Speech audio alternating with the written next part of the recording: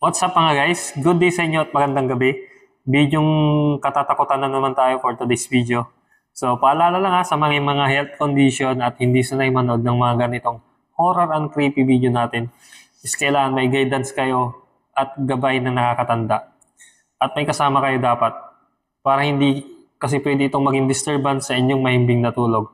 Or dapat nagbanyo na kayo para mamaya hindi nyo kayang mag-CR mag-isa. So, mag-CR na kayo kasi nakakatakot yung mga video natin. So, credit kay Sir Pipoy Tandok sa re-edit video niya na ni-reaction video natin. So, wag na nating patagalin to mga guys. Umpisan na natin. Let's go. Isa lamang na nag-ride Ano yung motovlog? sa motorsiklo na ito ang isang lalaki. Sa mga Ang ganda ng motor niya. Payapa ang kanyang So, night ride. Ang sarap niyan. Malamig. Tapos, maluwag yung kalsada. Halos solo mo yung kalsada. Ano kayo ma-encounter niya?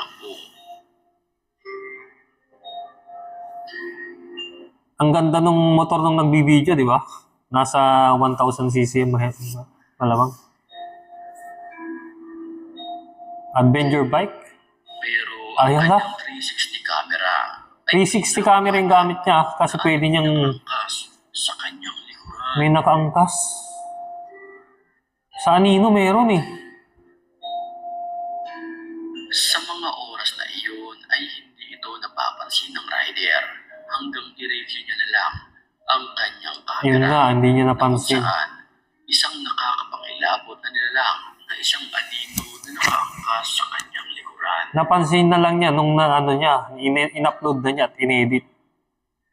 Ayon sa ilan na Pag ganyan mga guys, pwedeng mangyari yan. Marami ng instances, experience, mga video clip, at mga nangyari na talaga true experience ng mga rider na may sumakay talaga sa likod nila habang nag-night ride sila. Alam naman na araw, gabi nangyayari yan mga guys. Kaya kailangan pag nagra-ride kayo, may back ride kayo. Hindi kayo nagsusolo ride lang. motor, posibleng ito ay mga ligaw na kaluluwa. Oo, ligaw na kaluluwa yan. Manaw Hindi sa matahimik. kalsada. Maging ako ay nakaranas nito.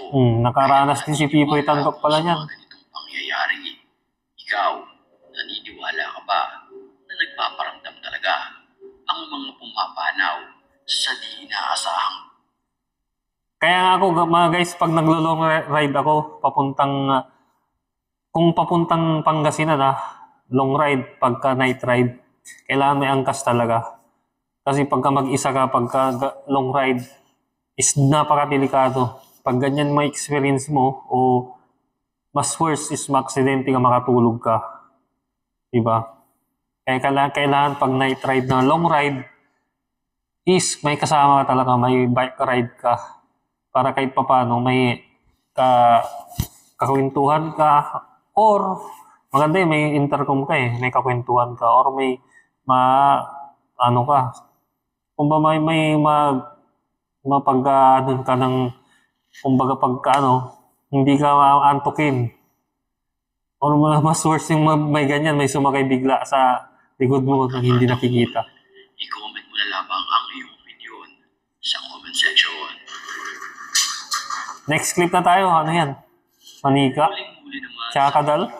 ang animoy pagpaparamdam ng mga masasamang espiritu Masasamang espiritu talaga.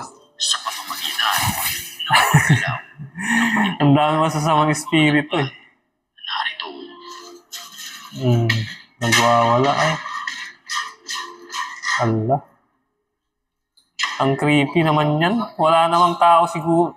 Kasi pag may tao, tatamaan siya ng pinto yung pagbukas eh. Nagtaka ang nakatira sa bahay dahil wala namang dal sa kanyang bahay. Walang dal daw sa bahay niya. Pero ba't mayroong manika sa video? Creepy. Creepy naman. Let's go! Allah, tas bigla ka niyang hablutin, no? Ay la, mayroon nung nasa... Guys! Nakakatakot. Tapos biglang humarap sa'yo, no? Tsaka kadal. Allah. Pero parang scripted, di ba? Kasi nung dapat makita niya na actual na gumagalaw yung manika. Hindi eh. Nandun sa sulok na eh. Parang scripted. Next clip na tayo mga guys. Ang naisipang mag-camping sa isang Camping naman to. Camping naman to. Habang siya'y nag-video, ay may pumukaw sa kanyang atensyon. Walang nakalutang? Titigan natin maigi ang video ito na tila may isang nilalang Nakalutang? na nagpakita sa labas ng kanyang tent. Isang nilalang na nakaputi at paalamang ang nakita. Oh, ang creepy. Sa mga oras na Camping yun, site ay yan. halos Ano yan mga guys, campers sa gabi. Yan yung na-experience yun. Nakakatakot. Nakalutang yung babae. Walang anumang ibang tao dyan. Alangan naman na may ano ba dyan, may harness or may tali para mag-trip yan sila. Mag-trip to na ano, magbibideo. siyang Yan. Paniwala ko dyan mga guys. Totoo yan talaga oh. parang bula. At Biglang nung nawala. kanyang labasin ang kanyang tent, ito ang kanyang nasaksihan.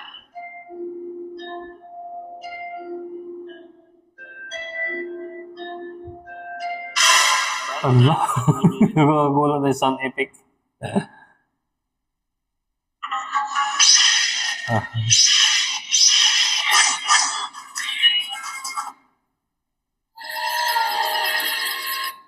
Kala, dahil ang may big So yung clip na yun mga guys, ano sa tingin nyo? Sa akin sa aking opinion at pagkakaanalisa, totoo yun yung campers na yun. May ano yun YouTube channel yun yung camper na yun. YouTuber din yun nung nag-camping siya. May complete video yun sa YouTube, hindi ko lang matandaan kung anong pangalan ng YouTube channel niya. Mga guys. So kung may comment kayo dito sa aking mga video na tinalakay mga guys, comment down below na lang sa comment section mga guys. Or kung gusto niyo ng mga ganitong video, kung bago lang kayo sa aking YouTube channel, click nyo lang yung subscribe button and hit nyo na lang yung notification bell para lagi kayo updated sa aking pang upcoming na i-upload na video. Peace out!